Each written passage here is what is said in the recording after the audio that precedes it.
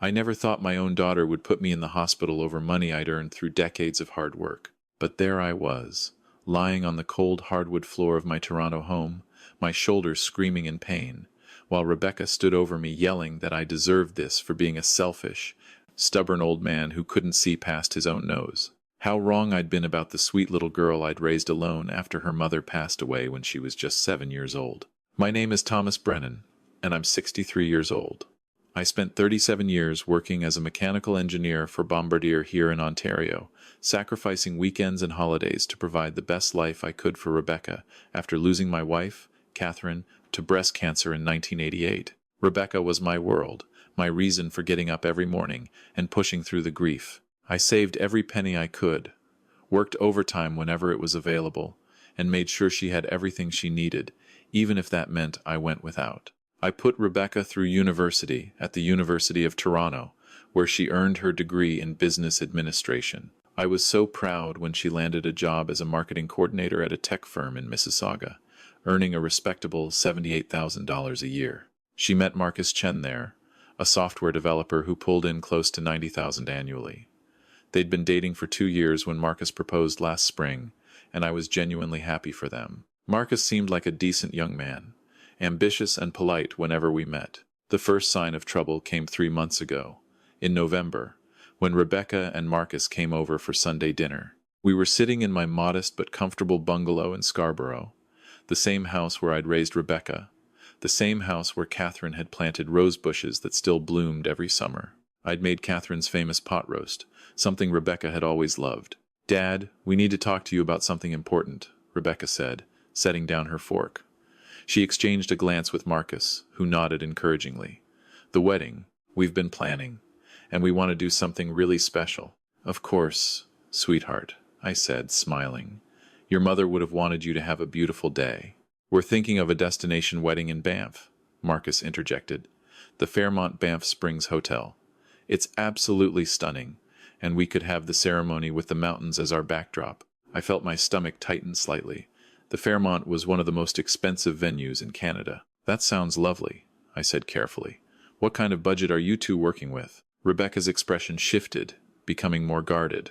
"Well, that's what we wanted to discuss. We've looked at the numbers, and with the venue, accommodations for the wedding party, the reception, catering, photography, and flights for immediate family, we're looking at about $85,000. I nearly choked on my water. 85,000? That was more than I'd spent on my entire wedding to Catherine, the down payment on this house, and Rebecca's first car combined. "That's quite a sum," I managed to say. "How much have you two saved toward that?" Marcus shifted uncomfortably in his seat. "We've got about 15,000 set aside. We were hoping you might be able to help us out with the rest." I set down my glass slowly, trying to process what I was hearing. "You want me to contribute $70,000 to your wedding?" "It's not just our wedding, Dad," Rebecca said, her voice taking on a slight edge. "It's a once-in-a-lifetime event.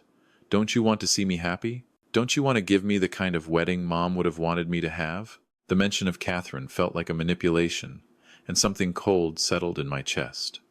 "Your mother and I got married at Michael's Cathedral for less than $5,000, and we were perfectly happy," I said quietly. "Rebecca, I love you more than anything in this world, but $70,000 is an enormous amount of money." "But you have it, don't you?" Marcus pressed. "Rebecca told me about your pension, your savings, the investments you made. You're comfortable." I felt a flash of anger. I'd worked for every dollar I had, living frugally, driving the same truck for 15 years, wearing clothes until they wore out. "Whether I have it or not isn't the point," I said firmly. "You're both professionals with good incomes. If you want an expensive wedding, you need to save for it yourselves, or scale back your plans." Rebecca's face flushed red. "Scale back? Are you serious right now? This is my wedding, Dad. Your only daughter's wedding. And you're telling me to scale back?" "I'm telling you to be realistic," I replied. "I'm happy to contribute $10,000 toward your wedding. That's generous and more than fair. But I won't drain my retirement savings for a single day's celebration." "10,000?" Rebecca's voice rose sharply. "That's insulting. Do you know what our friend's parents are contributing? Sarah Morrison's father gave her $40,000 for her wedding. Jen Wu's parents paid for the entire thing, and it cost over $100,000. Then perhaps you should have been born to the Morrisons or the Woos, I said, my own voice hardening. I'm not their father. I'm yours. And I'm telling you that 10,000 is what I can reasonably offer. Marcus stood up abruptly. Rebecca, we should go. It's clear your father doesn't value your happiness. He looked at me with barely concealed contempt. Some parents understand that family comes first. Others are just selfish. They left that night without finishing dinner, and Rebecca didn't call me for 2 weeks. When she finally did, it was to try a different approach. She came over on a Tuesday evening in early December, without Marcus this time. Dad, I'm sorry about how things went last time, she said, though her apology felt hollow. I know the number surprised you. Can we talk about this rationally? Of course, I said, relieved that perhaps she'd come to her senses. Have you and Marcus looked at more affordable options? Her face darkened immediately. Why should we have to settle? You have the money, Dad. I know you do. You've always been so careful with every penny, saving and investing. Well, what's it all for, if not for moments like this? If not for your daughter's happiness? Rebecca, I've been saving for my retirement. I'm 63 years old. I could live another 20 or 30 years. And I need that money for what? She interrupted. To sit in this old house alone, hoarding your money until you die? That's not living, Dad. That's just existing. I felt as though she'd slapped me. This house holds every memory I have of your mother. Every corner of it reminds me of the life we built together. And I'm not hoarding anything. I'm being responsible. Responsible, she repeated with a bitter laugh. Is that what you call it? I call it being cheap. I call it caring more about money than about your own daughter. That's not fair. And you know it, I said, my voice shaking with anger and hurt. I've given you everything I could your entire life. I worked overtime for years to pay for your education. I went without so you could have more. And now you're calling me cheap because I won't bankrupt myself for a wedding? I'm not asking you to bankrupt yourself, she shouted. I'm asking you to show me that you love me, that you support me, that you want me to have the best day of my life. $10,000 is showing you I love you, I shouted back, losing my composure. Most parents don't give their children anything for weddings these days. You and Marcus are both adults with good jobs. You should be paying for this yourselves. Rebecca's eyes filled with tears, but they looked more like tears of rage than sadness. I can't believe you. I can't believe that after everything, you're going to be like this. Marcus was right about you. He said you'd be difficult. He said you'd probably use money to try to control me. Marcus said what? I felt my blood pressure rising. Rebecca, can't you see what's happening here? He's putting these ideas in your head. This isn't you talking. Don't you dare blame Marcus, she screamed. This is about you and your selfishness. This is about you valuing your precious money more than your own daughter's happiness. She stormed out again, and this time she didn't call for 3 weeks. Christmas came and went without hearing from her. I spent the holiday alone, looking at old photos of Rebecca as a little girl, wondering where I'd gone wrong, wondering how we'd gotten to this point. Then came January 14th, a date I'll never forget. It was a Thursday evening, around 7 o'clock. I was in my study, going over some paperwork, when I heard aggressive knocking at my front door. When I opened it, Rebecca stood there with Marcus beside her. Both of them looked furious. We need to talk, Rebecca said, pushing past me into the house. Rebecca, what's going on? I asked, closing the door against the bitter January cold. What's going on is that we've given you 2 months to think about this, and we're not waiting anymore, Marcus said. The venue needs a deposit. We need an answer tonight. My answer hasn't changed, I said firmly. $10,000. That's my contribution. That's pathetic. Marcus sneered. Do you know what my parents are contributing? $30,000. And they make less than half what you have in the bank. How do you know what I have in the bank? I asked, a chill running down my spine. Rebecca had the decency to look slightly ashamed. I might have looked at some of your financial documents when I was here at Christmas. You went through my private papers? I couldn't believe what I was hearing. Rebecca, that's a violation of my privacy. Oh, don't be so dramatic, she snapped. I'm your daughter. I have a right to know, and what I know is that you have over $400,000 in savings and investments. $400,000, Dad? And you're telling me you can't spare $70,000 for your only daughter's wedding? Can't and won't are two different things, I said, my voice cold. And yes, I have savings. Savings I've accumulated over 40 years of hard work. Savings that need to last me the rest of my life. Savings that I'm not going to drain for a wedding that you can't afford. You selfish old man, Rebecca yelled, stepping closer to me. Do you know what people are going to say? Do you know how humiliating it is to tell our friends and family that we have to scale back our plans because my father is too cheap to help his own daughter? Then don't tell them anything, I said. Get married at City Hall. Have a small reception at a restaurant. Celebrate within your means like adults. That's when Marcus stepped forward, his face red with anger. Listen to me carefully, old man. Rebecca deserves the wedding she wants. We've already put down deposits we can't get back. We've made commitments, and you're going to help us, whether you like it or not. Is that a threat? I asked, standing my ground despite my heart pounding. It's a promise, he said. Either you write us a check for $70,000, or Rebecca and I will make sure everyone knows what kind of father you really are. Every family member, every friend, every person at your workplace. We'll tell them how you refuse to help your daughter, how you value money more than family. Get out of my house, I said, my voice trembling with rage. Both of you.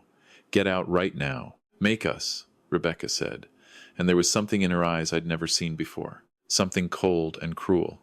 We're not leaving until you agree to help us. I said, get out. I moved toward the door to open it, to show them out, but Marcus grabbed my arm roughly. Don't you walk away from us, he said, his grip painfully tight. I tried to pull my arm away. Let go of me. This is my house, and I'm asking you to leave. That's when Rebecca lost it completely. She shoved me hard in the chest with both hands, and I wasn't prepared for it. My 63-year-old body stumbled backward, my feet tangling, and I fell. I reached out to break my fall, but my hand hit the corner of my coffee table, and then my shoulder hit the hardwood floor with a sickening crack.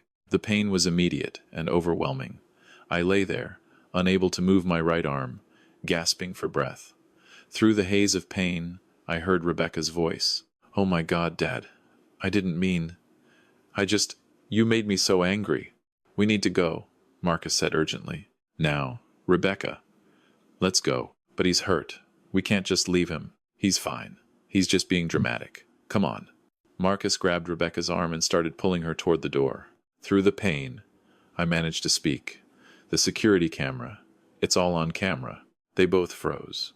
Marcus looked up and saw the small camera I'd installed 6 months ago near the ceiling, its little red light blinking steadily. I'd put it in after there had been some break-ins in the neighborhood, never imagining I'd need it to protect myself from my own daughter. Rebecca, let's go. Now. Marcus's voice was panicked. Dad, Rebecca started, but Marcus dragged her out, slamming the door behind them. I lay there for what felt like hours, but was probably only 10 minutes before I managed to reach my phone with my left hand and call 911. The paramedics arrived and determined I'd dislocated my shoulder and fractured my collarbone. They transported me to Scarborough General Hospital, where I spent the night. The next morning, a police officer came to my hospital room. Her name was Constable Jennifer Martin, and she was gentle but thorough. She'd already obtained the security camera footage from my home security system's cloud storage. Mr. Brennan, I've reviewed the footage from your home, she said. It clearly shows your daughter pushing you and you falling as a result. It also captures the verbal threats made by both her and Mr. Chen. I need to ask you, do you wish to press charges? I closed my eyes. My own daughter, how had it come to this? I need time to think about it, I said. I understand, Constable Martin said kindly. But there's something else you should know. While we were investigating this incident, Mr. Chen's name came up in our database. He's currently under investigation by the Canadian Revenue Agency for tax fraud. It appears he's been running a side business, creating fake invoices for small companies trying to evade taxes. We've been building a case for months. I felt like I'd been hit by a truck. Does Rebecca know about this? We don't believe so. It appears Mr. Chen has been keeping this from her. But Mr. Brennan, the reason they're so desperate for money right now isn't just the wedding. Mr. Chen owes the CRA over $150,000 in back taxes and penalties. He's been using Rebecca's relationship with you as a way to solve his financial problems. Suddenly, everything made sense. The urgency, the pressure, the manipulation. Marcus had been using my daughter to get to my money, and she'd been too blind to see it. I was discharged from the hospital 2 days later with my arm in a sling and strict instructions to rest. Rebecca called me once during those 2 days, leaving a voicemail that was more defensive than apologetic. "Dad, I'm sorry you got hurt, but you have to understand you pushed me to that point. If you'd just been reasonable about the money, none of this would have happened. Marcus says we should all just forget about it and move forward. We'll figure out the wedding on our own, I guess. But I hope you realize how much you've hurt me by being so selfish." I didn't call her back. Instead, I called my lawyer, Gerald Hawthorne, who'd handled my estate planning. After explaining everything and showing him the security footage, his advice was clear. "Thomas, you need to press charges, not just to protect yourself, but to protect Rebecca. She's being manipulated by someone who's using her to commit financial fraud. Sometimes the kindest thing you can do for someone you love is to let them face the consequences of their actions." I spent days agonizing over the decision. This was my daughter, my little girl. But I kept coming back to what Gerald had said. If I didn't take action, Rebecca would keep making excuses for Marcus, keep letting him manipulate her, potentially getting herself involved in his illegal activities. On January 20th, I went to the police station and formally pressed charges against both Rebecca and Marcus. Assault causing bodily harm for Rebecca, uttering threats and assault for Marcus.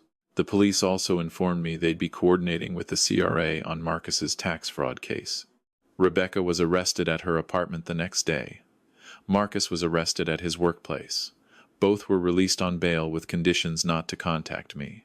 The call I received 3 days later was from a number I didn't recognize. When I answered, it was Rebecca, calling from a friend's phone. "How could you?" she sobbed. "How could you do this to me? Your own daughter? I have a criminal record now. I could lose my job.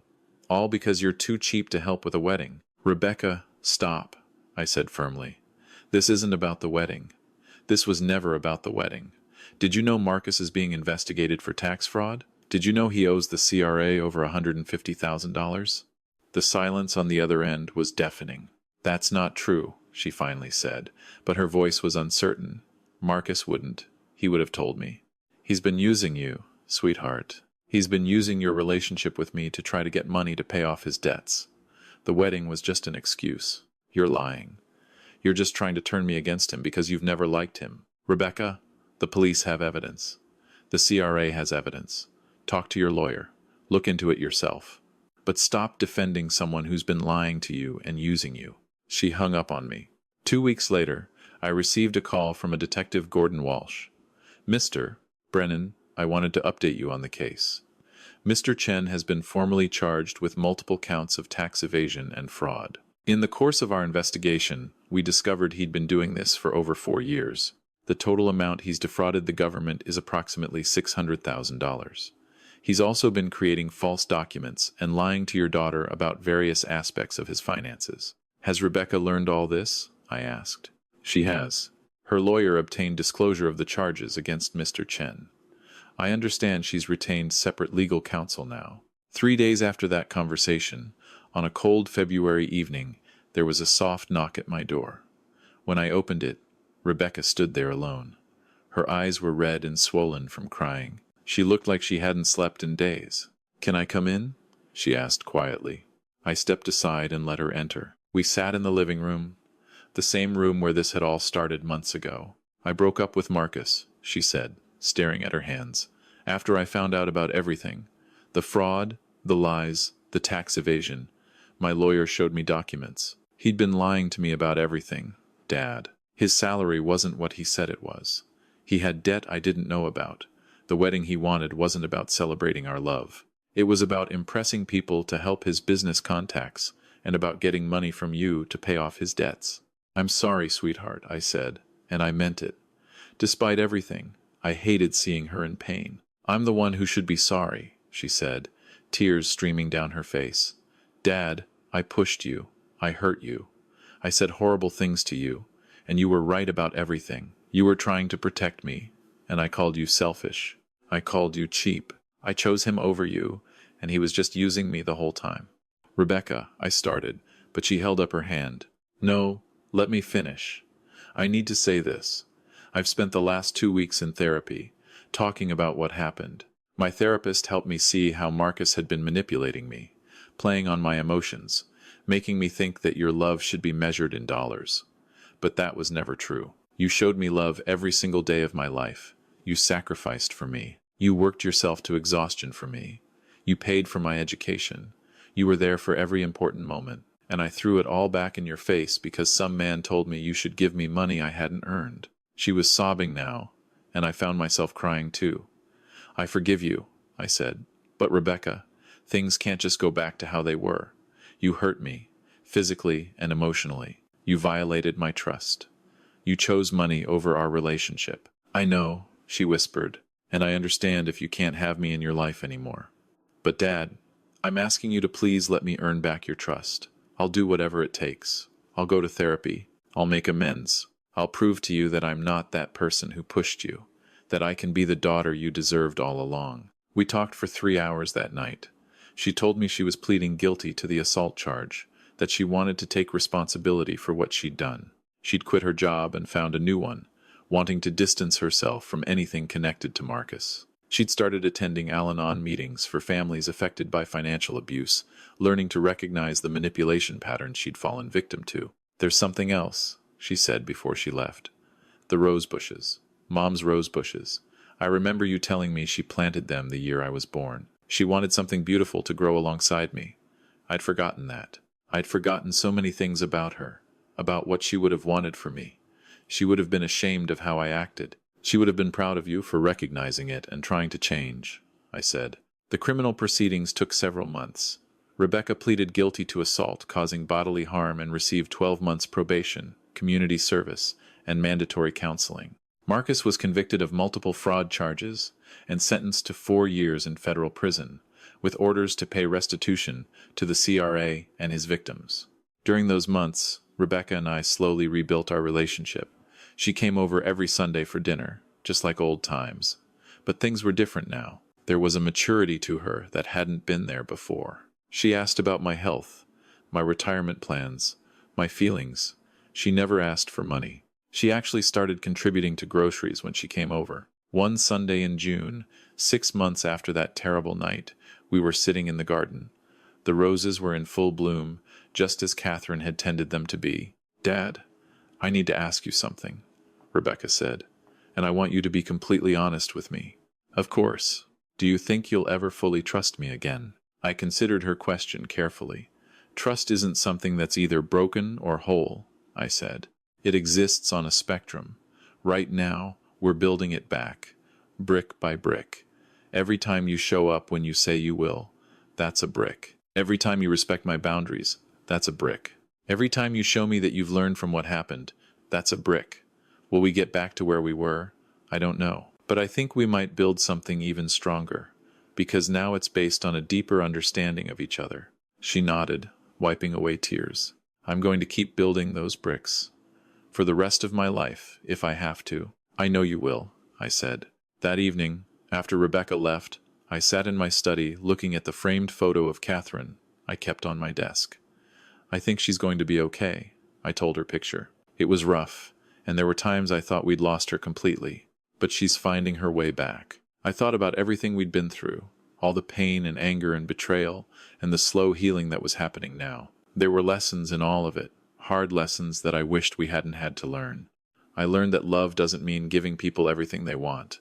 Sometimes the most loving thing you can do is say no, even when it's hard, even when they hate you for it. I learned that setting boundaries isn't selfish. It's necessary for healthy relationships. I learned that financial manipulation is real and insidious, and that it can happen to anyone, even smart, educated people like Rebecca. Rebecca learned that self-worth isn't measured in dollars or wedding venues or keeping up with friends. She learned that real love respects your boundaries and doesn't punish you for having them. She learned that when someone tries to isolate you from people who care about you, or makes you feel like you have to choose between them and your family, that's a red flag you shouldn't ignore. Most importantly, we both learned that forgiveness is possible, but it's a process, not an event. It requires genuine remorse, changed behavior, and time. Lots of time. If I could share anything from this experience with other parents facing similar situations, it would be this.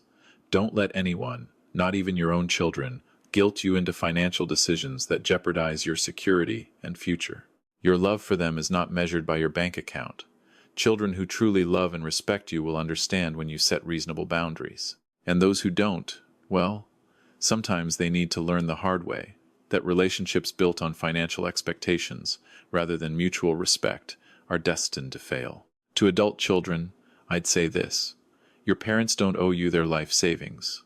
They worked for that money, sacrificed for it, earned it. If they choose to help you financially, be grateful. If they can't or won't, respect that decision. Don't let anyone manipulate you into believing that parental love should be measured in dollars and cents. And if someone in your life is trying to drive a wedge between you and your family over money, take a hard look at their motivations. Real partners build with you, not off of you. It's been a year now since that terrible January night. My shoulder healed, though it aches when the weather changes. Rebecca and I have dinner together every week. She's dating someone new, a teacher named David, who she's taking things slowly with. She runs every decision by me, not because she needs my permission, but because she values my perspective now in a way she didn't before. Last month, she told me she'd started saving for her own wedding someday, if she ever decides to get married again. I want to pay for it myself, she said. I want to build something with someone who values what we create together, not what we can take from others. Catherine would be proud of her. I know I am. The road was long and painful, but we made it through, and in some strange way, we're closer now than we've ever been. Not because of what happened, but because of what we both chose to do afterward. That's the thing about family. It's not about never making mistakes. It's about what you do when those mistakes come to light. It's about whether you choose blame or accountability, defensiveness or growth, pride or humility. Rebecca chose the harder path, the right path, and for that, I'll always be proud of her. She's become the woman her mother would have wanted her to be. And as I sit here in the home Catherine and I built together, watching the roses bloom another year, I'm grateful for second chances, for the resilience of the human spirit, and for the possibility of redemption, even after the darkest of times.